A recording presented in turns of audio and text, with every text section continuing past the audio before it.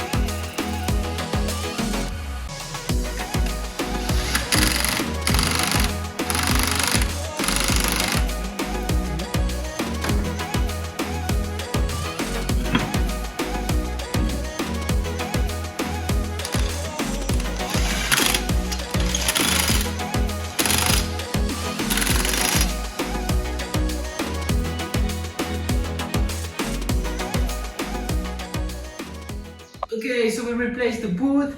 Now it's time for us to find a new engine for our boat so we can continue with that build. So this will be the end of this video. Guys, make sure to like, subscribe and comment down below, and also make sure that those post notifications are on as well so you don't miss out on any new videos. As always, thanks for watching and hopefully see you guys in the next video.